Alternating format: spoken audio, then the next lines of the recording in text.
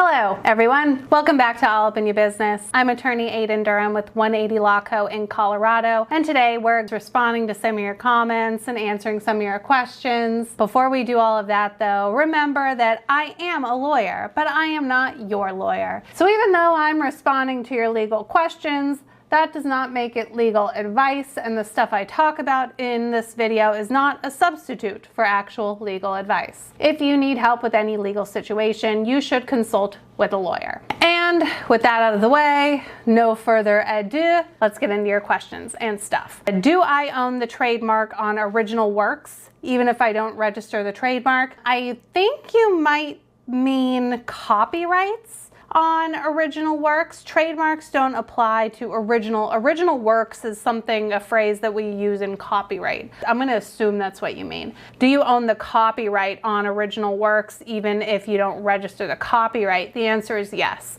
assuming you are the author, the creator of that original work. As soon as it's created, put in some tangible form, the copyright exists and you own it. There are a few exceptions to that, but generally speaking, yes, and even if you don't register it, that's the case. Trademarks you own, they don't apply to original works, but trademarks you own even if you don't register them as well. So in either case, registration of the thing, the trademark, the copyright, doesn't affect your ownership of it. If I want to just put words on a t-shirt, how do I protect that so no one else can steal it? Or does it matter? Thank you so much for your advice, most appreciated.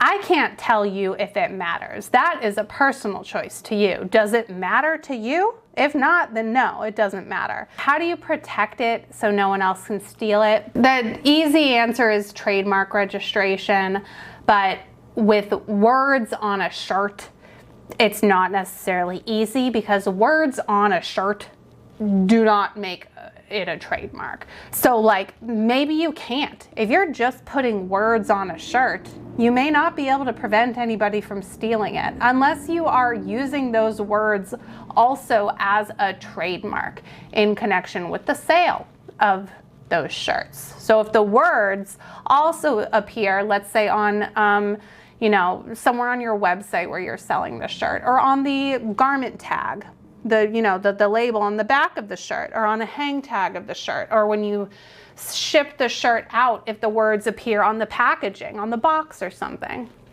then it's a trademark. So I think that the answer you're looking for is trademark registration. It's not going to necessarily be that easy for words on a shirt, because words on a shirt do not a trademark make, that in itself. This is more of a comment, not a question. 3 completely stupid reasons not to apply for a trademark. If you can't decide on a brand name at the start, don't start.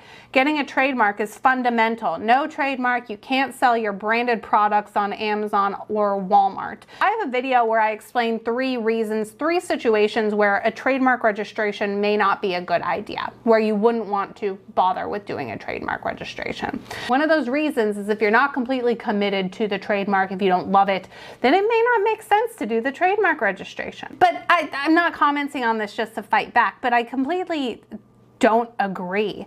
If you can't decide on a brand name at the start, don't start. There are all kinds of large popular businesses that have rebranded. That term exists for a reason, because companies and brands do it quite frequently. My own law practice, I rebranded at one point. Wasn't there a bunch of stuff in the news about Facebook changing to Meta? Just because, you might have a really good idea for a trademark or a brand name in the beginning, but after a few years or after a few decades even, things change, your business evolves. The landscape of your business evolves, customers evolve, the world evolves, things change, and sometimes you need to change with it. So just because you decide on a trademark doesn't mean that's set in stone and you're never gonna change it. So that decision, if you can't decide, then don't start. No, I take the exact opposite approach. If you wanna start a business, start it. Don't let the hang up, don't let the name prevent you from starting a business, making money, generating income, doing what you want with your life. If you're going to be frozen because you can't decide on a name, then there are other issues at play. But I think the important thing is starting the business. And sir or madam, whoever is commenting on this, we don't all sell branded products on Amazon or Walmart. Some of us offer services. Some of us sell on our own websites. Some of us have brick and mortar locations. So yes, you need a trademark registration to have brand registry on Amazon, I guess Walmart, I'm not familiar. But for all of the rest of us who don't sell products on Amazon or Walmart, trademark registration is completely optional. Question: how come trade secrets like a recipe can last forever after the person who invented it passes, but an author's work is limited to life plus 70 years? How come a recipe is more protected than an author's work, words, writing? This is a really good question. Why? The actual why, I don't know. If there's some kind of a policy reason behind why trade secrets have certain protection versus copyrights having certain, longevity protection. I don't know. The government, the lawmaking gods may have had some reason for that. But more practically speaking, because there's a vital portion here that you're missing with trade secrets. A secret can last for as long as it's a secret. A trade secret like a recipe, it's a trade secret because it's secret. If it is no longer a secret, then it's no longer a trade secret. So that's why it can last forever. As long as the secrecy is maintained, then that trade secret continues on. And I think going back to the policy reasons, copyrights exist. One of the reasons why we have copyright laws is because the government wants to encourage art. The government likes to protect and encourage creativity and art amongst us. That's kind of why copyrights and patents and intellectual property and stuff exist, is to encourage us to kind of utilize them. There becomes a point where that protection then starts to stifle the art or the creative works and stuff. And so I think that has something to do with why there is this time frame on copyrights that don't exist with trade secrets and don't exist with trademarks as well. Patents, I don't know enough about patents, but that's why there's this lifespan. At least partially why there's this lifespan on copyrights is because we don't want this protection that we put there to encourage creativity to then begin to stifle it. So yeah, but trade secrets, as long as they remain secret, last forever, because that's what they are. They're trade secrets. Hi, question. What if I do not live in the US? Would the USPTO still be the right place to obtain my trademark for my existing business on Google? If you're using the trademark in the United States, then yes, the USPTO would still be the right place, regardless of whether or not you live in the US. I'm assuming that's the case. Like, you live in the US, but you're still selling your products or your services to people, consumers in the US. If that's the case and you're listed on Google, then yeah, USPTO would be the right place to do that. Hello, I'm curious your thoughts of trademarking with the state versus the USPTO. I'm trying to decide which path to choose and the pros and cons of each. So it varies a lot. My general stance on, so I should back up. For those of you who may not be aware, you can do, of course, trademark registrations at the federal level with the United States Patent and Trademark Office. In that case, your trademark rights apply nationally throughout the United States. But there's also the option to register a trademark at the state level. You get a state trademark registration, in which case your trademark basically just applies in the state. My general stance on it is if you can get a federal registration with the USPTO, then do it. It overrides the state registration. If you're eligible for federal registration, there's no point in getting the state registration. State trademark registrations, as far as I'm aware, based primarily off of my knowledge of Colorado trademark registrations, they don't really enhance or add to your rights in the trademark what you already have. Like by virtue of just common law trademark rights, when you start using the trademark, you already have this kind of base level rights in the trademark, and the state level registration doesn't add to or enhance those. It, again, as far as I'm aware, based off of Colorado, it really just kind of provides notice, constructive or actual notice to the general public. By registering it with the state, you are putting everyone else in the state on notice of your trademark rights. Versus federal registration, you get a lot of benefit from that. Your rights are now national. You have, you get, certain types of damages. You can sue in federal court. Your rights are greater with a federal registration, but not everyone can register a trademark at the federal level. You have to be using your trademark in commerce within the definition of what the USPTO considers that, and a lot of that is requires like interstate commerce between states, and some businesses don't engage in interstate commerce. Some businesses are very, very local. An easy example might be like a landscaping business where you have one location and you serve customers within a 10-mile radius of your location. There might be some wiggle room on this, but you probably aren't engaging in use in the sense that you would qualify for a federal registration. And so in that case, the state registration is going to be your best bet.